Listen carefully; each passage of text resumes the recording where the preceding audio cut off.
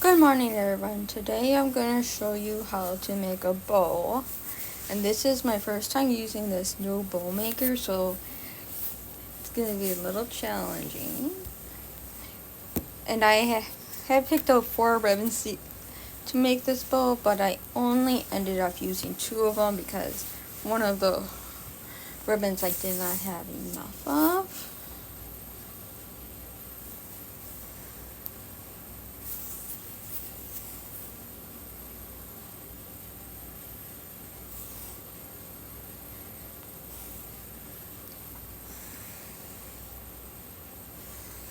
Yeah, this is the ribbon that I didn't have enough of, so I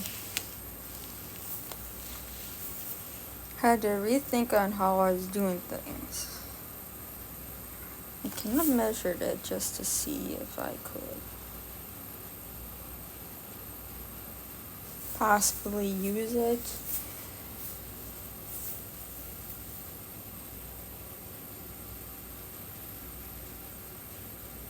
So used to working with the bow maker opposite, and I used to have one that was a magnet where it could separate the two, so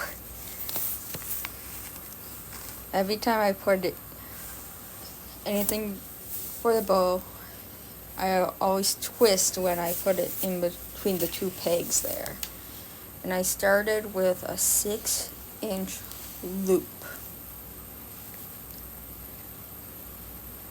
And then you twist. You can either put it in and twist or twist before. Doesn't really matter. It's the same thing. Then on the other side I measure the 6 inches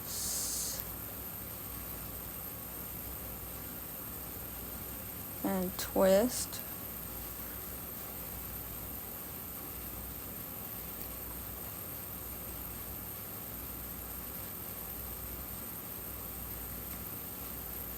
Then I always make sure my ribbons are the same size, because you do not want a bow having 2 different sizes on each side, and I do that for every single loop that I make.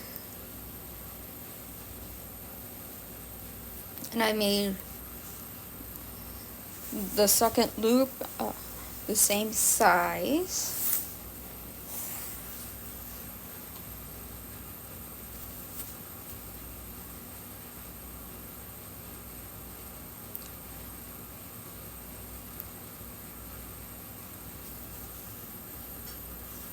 And I just leave my tails long because I cut them down once I put it on the lantern, so I can kind of get an idea on size that I want them.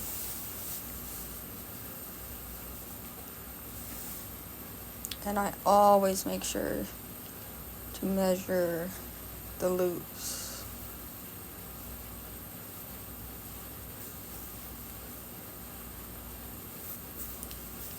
And now I'm going to see if I can make this yellow one work, since it's not going to be as long.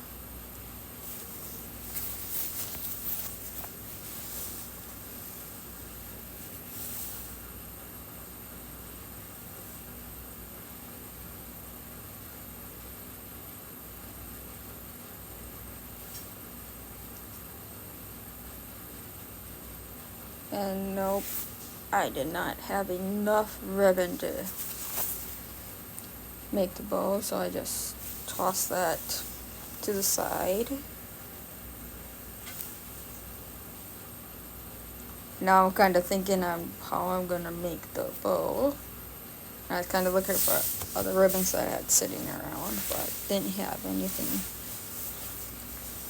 So I'm just going to use this candy corn ribbon.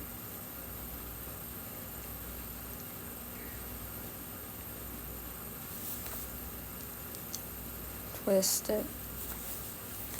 And then I just went in by 1 finger length, which is about 1/2 inch or so.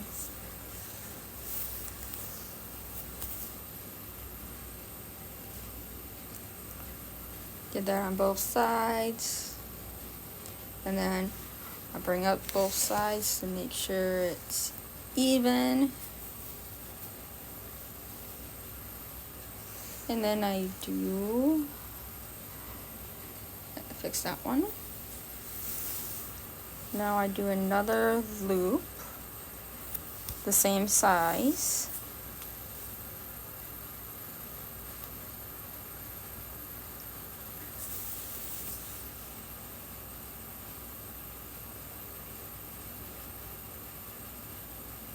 And now I'm gonna put twists. Oh, make sure it's the same size first.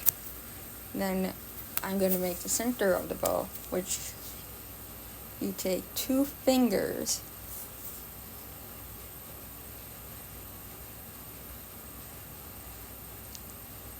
and then you twist it again, and so you can make the ribbon tail go down on the right side. And that little piece I do end up cutting off. It's called like a little nub, and it doesn't affect your bow at all. But you deal with that after you have your bow tied off. And since it's a new bow maker, the ribbons did not want to come out because it's so tight in there.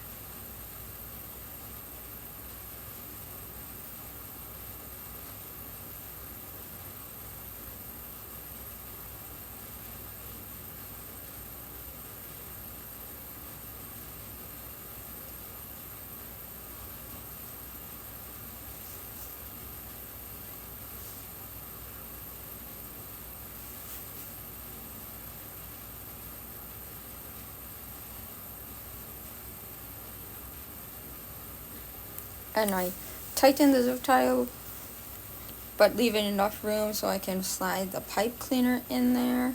And I make sure the pipe cleaner is in the middle, so when I go to tie it onto something, I have the space. And then I finish by pulling the zip tie the rest of the way. And now I cut the nub, but leave enough so that there's a little space in between, like maybe under 1/2 inch. I'll start fluffing the bow out.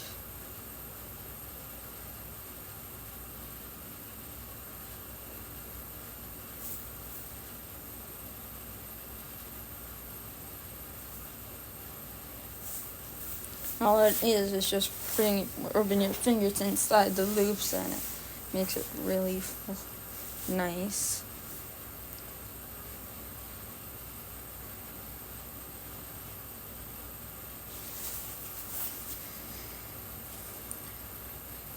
And now I'm just gonna cut the zip tie off, the excess. Now just tie it to my lantern, because this is how I get my visual on how long the loops have to be, is on the lantern. Because you can tell I have the ribbon tails too long, and I try my best to get them as even as I can on both sides. But I also like some of them to show a little bit. The bottom one be a little longer and the top one be shorter. Then I kind of do it for the other side.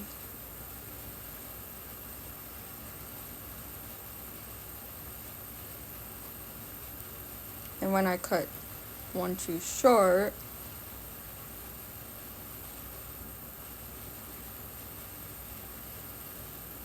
I just cut off from the other side.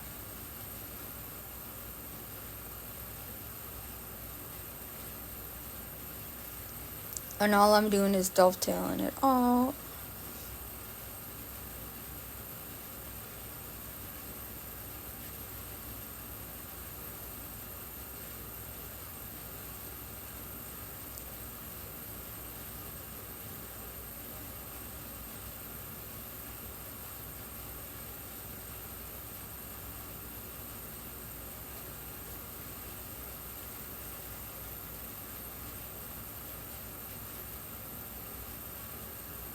And then I just noticed that my one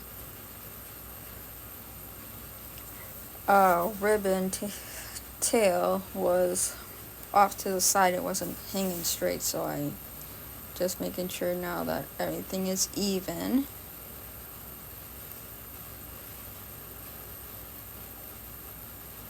And that's how I make this cute little bow.